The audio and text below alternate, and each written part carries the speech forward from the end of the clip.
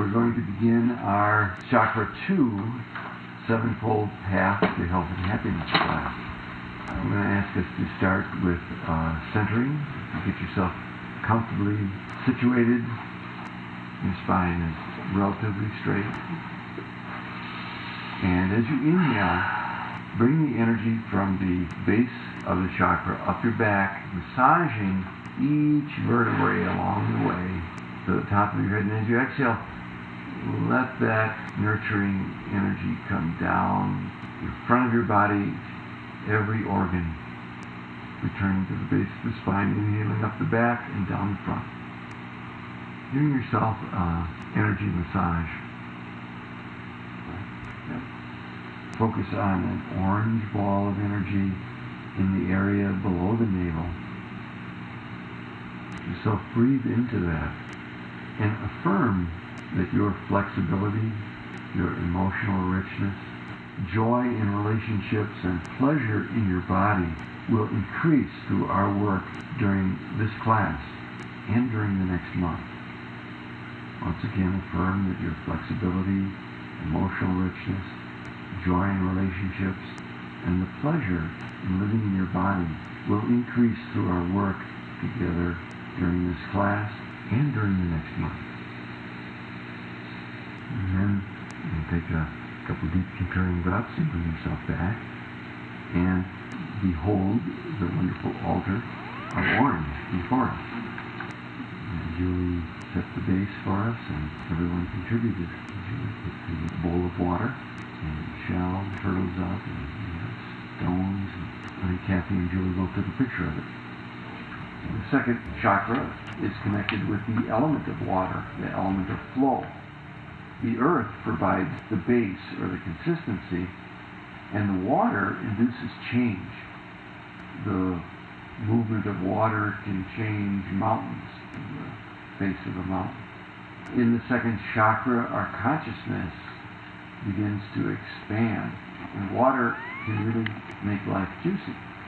The Sanskrit name, Svadhisthana, means one's own place. So there's a personal nature to this, our emotions and our sexuality. So it's important that we stand in our own place. We define our sexual and emotional issues in a way that's suitable to our individual characters. If our roots are deep and well watered, then our fruit will be sweet. Sweeten life by opening to pleasure.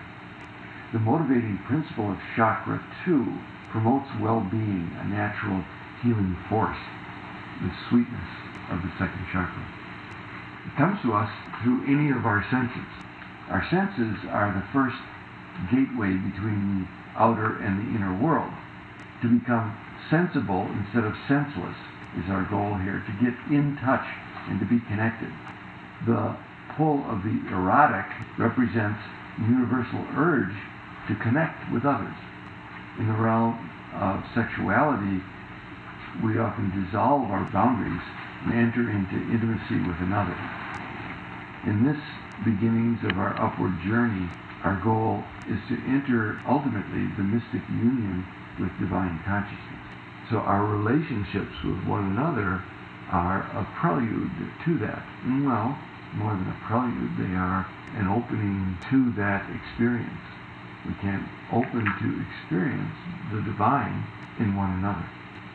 Healthy pleasures such as touch, play, laughter, sexuality, experiencing beauty lead to contentment and peace rather than the insatiable desire for more. Of course, that's the name of the game.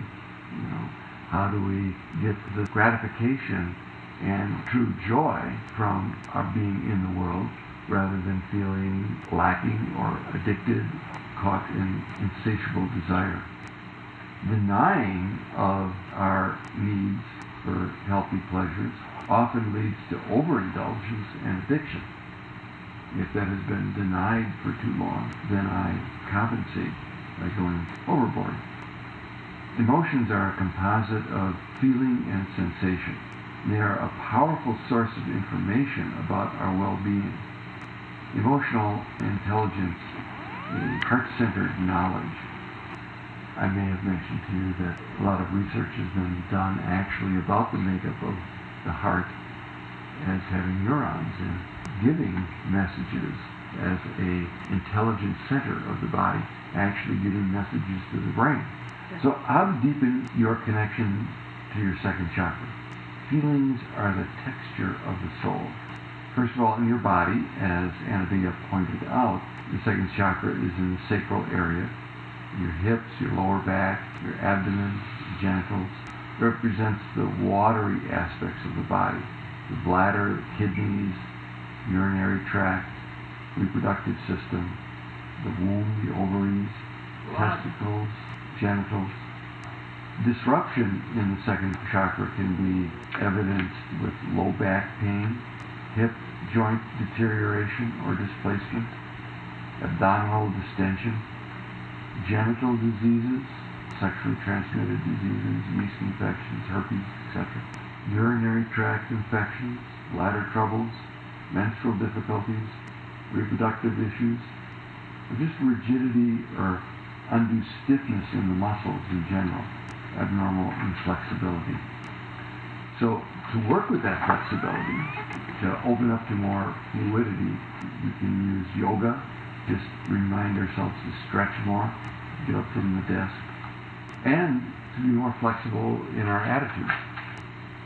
For fluidity and grace in movement, you can take a dance class, hike, bike. In general, just keep your body moving.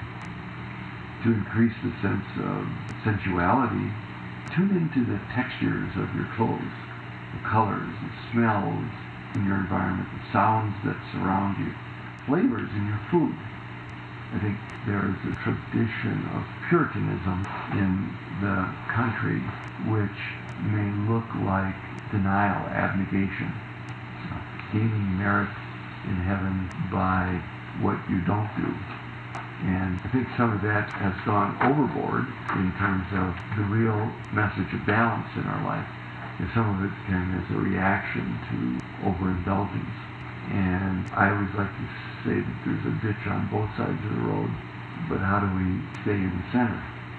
The endocrine glands that are related to the second chakra are the testes and ovaries, and they generate estrogens and progesterone, testosterone, and testes. In terms of our relationships and our emotions, ideally we can feel deeply. We can feel our emotions deeply without dousing those around us with our emotional waters all the time, drowning other people in our feelings. So do you take time to tune into your own emotional realm? Do you have the courage to express emotions clearly and at appropriate times? Can you refrain from emotional expression when necessary? Just are you generally content with your life? In the area of your sexuality, this includes your experience and expression as a sexual being, not just genital activity, because we're sexual beings 24 hours a day, not just when we're genitally stimulated. Do you make room for pleasure in your life? Do you have a deep connection with your own needs? Can you experience satisfying sexuality with another? And again, that does not confine itself to genital contact. Just being a sexual being with others, experiencing your sensuality. Can you experience the sacred in your sexuality?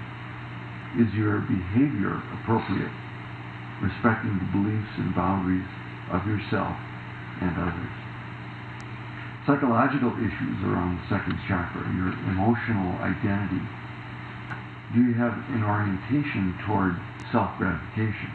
I'm not saying selfish. With a healthy emotional identity, you can identify your feelings and their sources. You can experience them and work through them appropriately. You know the difference between your emotional states: mad, sad, glad, scared. For some people, they're never afraid, but they're angry all the time. because they immediately translate fear into anger. Someone cuts them off and makes frustrated. Flipping the bird. Not even recognize, that they were scared there for a second. And they immediately translate their fear into some angry expression. Or sometimes it's the opposite. The person could be getting beat up, treated unfairly, and all they can experience is sadness.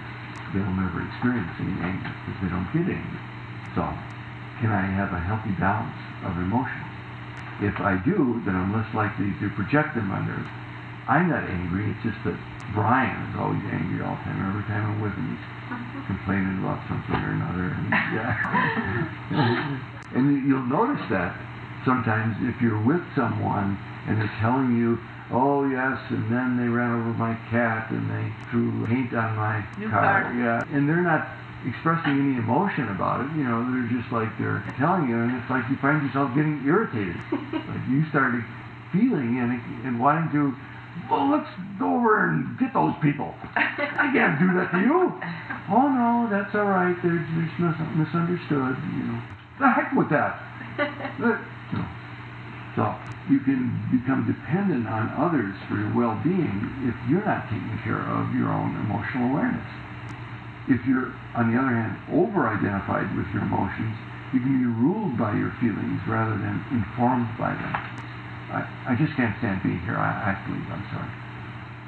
Or you can become attached to feeling good all the time.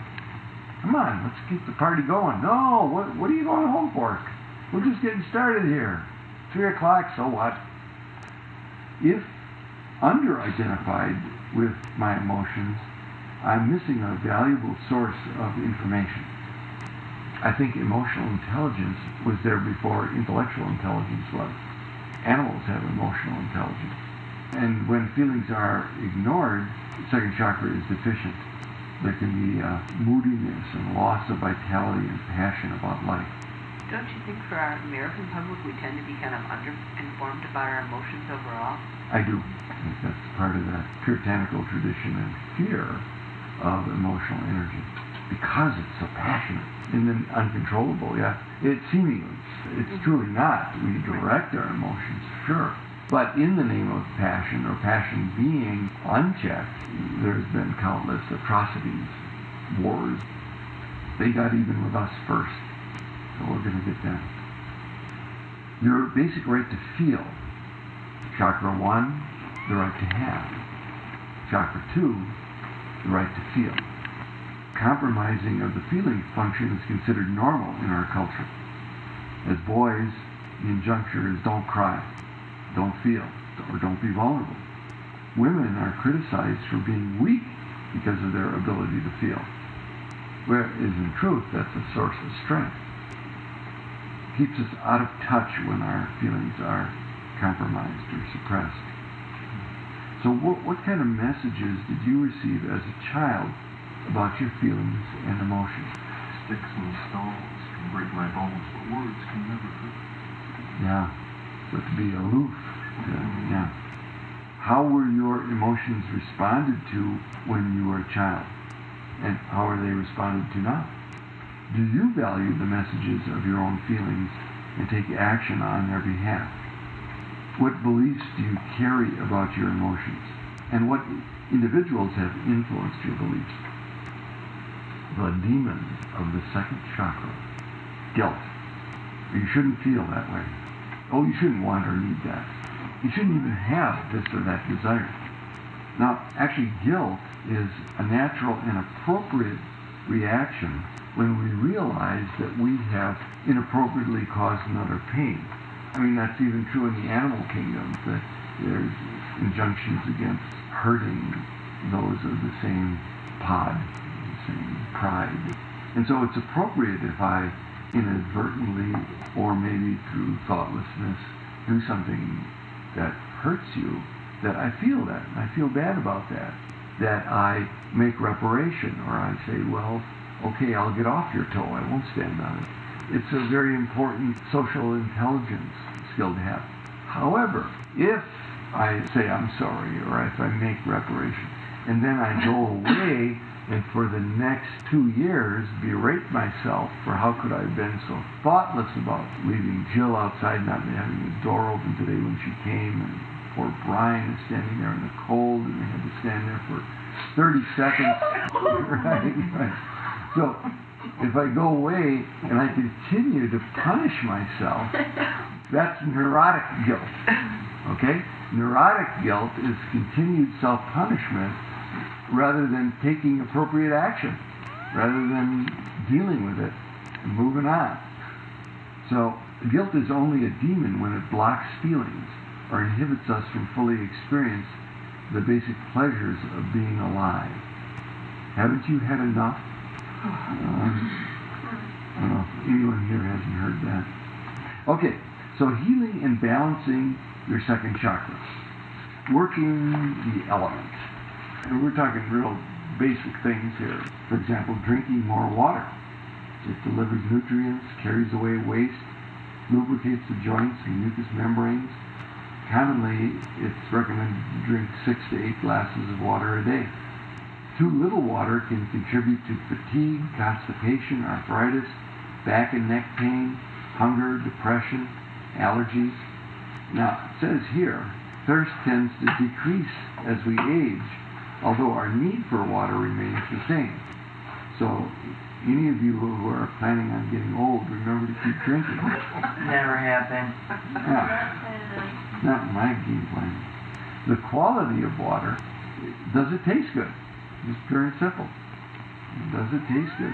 The best indicator of clean, healthy water. More general sense of fluidity. The purpose of the second chakra is to get things moving. So we're not all stuck in the mud. So when we're open to the internal rivers of feeling, we are naturally moved. It puts us in touch with life. We feel alive and connected. Passion arises from movement. What moves you in life? What really moves you? What are you passionate about? How much do you physically move during the day?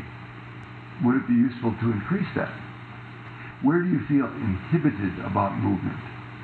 Are you afraid to dance? Or do you feel resistance to do stretching exercises? Where do you resist movement and change in your life in general, such as moving toward new experiences, locations, jobs, relationships? You can find time for movement every day. Play music, dance freely. If you work at a desk, you might take time to stretch every 20 minutes. Keep your internal fluids moving. Now, I meditate on a balance ball, and I may do more stuff on that. Just being able to move around. I'm going to try that at the desk. Just to be able to make those subtle shifts in your hips and keep your second chakra moving. Sexuality, your experience of being a sexual being. The first transcendence of our individual boundaries as we connect deeply with another often comes through sexuality. So make your sexuality into a sacred experience. Honor the sacred in each other. Communicate your feelings, your fears, your desires. Feel deeply with your partner. Now, you say, I don't have a partner, so heck with this. What good is this? Yes, your divine lover is that partner. And that divine lover might come through another person or not. But you're only bereft of that divine lover if you shut the door of your heart. You can actually take courses in Tantra, or I think I might have recommended the Taoist. Montauk Chia is a master's in Taoist male and female energy work. Your environment. Let's talk Feng Shui and Batsu. That's the Indian art of placement. Still water is recommended when you need to slow down. Flowing water when you need to get moving. Still water counteracts excessive socializing. It's reflected in womb-like shapes, ovals, vessels, bases, bowls, aquariums, bird baths, pools, ponds, and the water should be changed regularly. Moving water in Feng Shui is accentuated with the color blue in Vastu is white. Glass is a good material for representing the water element. Water element promotes socializing and career movement and counteracts social stagnation. You might have a fountain or a pipe. Flowing objects such as drapes or downward sloping furniture. Okay, let's go to our handout and look at the first page, which has the excesses or deficiencies of the second chakra. So let's just go around and read them in succession. So let's just go around and move some energy here by getting some involvement. Read the first one under excessive characteristics, and you read the second one. We'll just go around the room. Sexual addiction. Obsessive attachment. Addiction to stimulation. Excessive mood swings. Excessively sensitive. Poor boundaries, invasion of others. Emotional dependency. Instability. These are deficient characteristics. Rigidity in your body, beliefs, or behavior. Emotional numbness or insensitivity. Fear of change. Lack of desire, passion, or excitement. Avoidance of pleasure and fear of sexuality. Poor social skills. Excessive boundaries. Boundaries. Now here are the balanced characteristics. Graceful movement. Ability to embrace change. Emotional intelligence. Nurturance of self and others. Healthy boundaries. Ability to enjoy pleasure. Sexual satisfaction. Passion. All right. Now I'm going to ask you to go to the next page, which is the assessment and planning for balancing your second chakra, and complete the first 3 questions. In other words, your strengths, your weaknesses, and your goals. Strengths, weaknesses, and goals. So we just went over the strengths and the weaknesses, either excess or deficient, what the balanced characteristic strengths, and then what your goals are, what you think you need to work on, you want to work on during this next month. So just fill out the first 3, and then you're going to connect with a partner, and you're going to share that, just to help you reinforce it. Okay? Let's do this together. So we're going to go back now with all the things that we've done today, the various tools, exercises, mental, physical, and we're going to complete the final assessment and planning of how we're going to carry this energy forward into our next month. Okay? So let's again take the handout, and we're going to finish the last 2 sections, the ones that we didn't do before. The tools that you want to use in order to meet your goals, and what you are committed to over this next month. Now, I'll just give you some tips here. If you go to the very last page of your handout, there is some suggestions of things which we'll be doing over the next month. One is to do a daily Chakra 2 practice. For example, it could be the sun salute every day. So I'll do the sun salute and journaling. So those are 2 things that I do. Please don't commit yourself to something that you're not going to do or that is over the top or just to impress the rest of us here. You're going to do all that? Oh my God. So pick something that's really going to work for you, that you commit yourself to doing. It may be breathing into your second chakra every day or whatever it is. I just had you look at this last page for the purpose of other things that you put into this plan. On the back page, it suggests doing an exercise, a journaling, and then once a week reminding yourself of what you committed to. So reading it just to kind of wake you up. All right, so let's go now to that final assessment, and what tools do you think are best tools for you to meet your goals of the second chakra, and what commitment do you have? What practices do you see yourself doing for this next month? Let's fill that out together right now. Good. Thank you. Blessings to us all.